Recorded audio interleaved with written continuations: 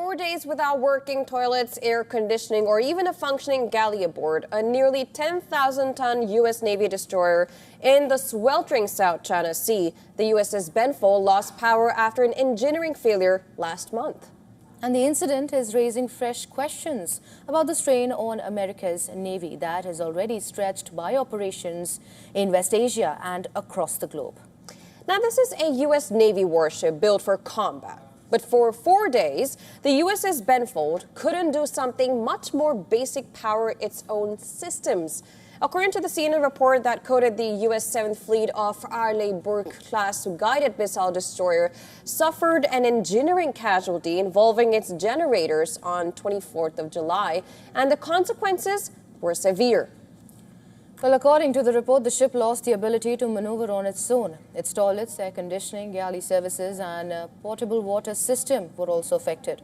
All this in the blistering heat of the South China Sea. Temperatures in the region in late July reached roughly 32 to 37 degrees Celsius. The Navy says there were no injuries, but keeping hundreds of sailors functioning aboard a powerless warship in tropical heat was clearly a challenge.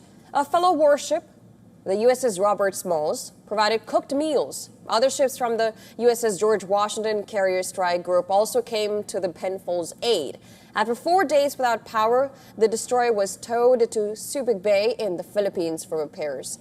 The Navy says those repairs were completed on 8th of August, and the ship has now returned to duty, and the cause of the failure remains under investigation.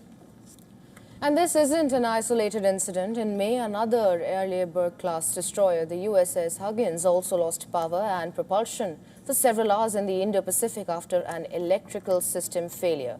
Now, these destroyers are the workhorses of the U.S. surface fleet. Well, there are more than 70 Arleigh-Burke-class ships in service, each carrying roughly 329 to 359 sailors.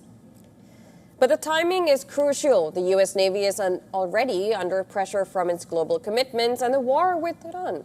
The USS George Washington Carrier Strike Group is heading towards West Asia to relieve the USS Abraham Lincoln, which has reportedly spent more than 200 days without a port call during operations against Iran. And now more alleged images and videos are circulating online claiming to show overflowing toilets, poor food and declining facilities aboard U.S. warships.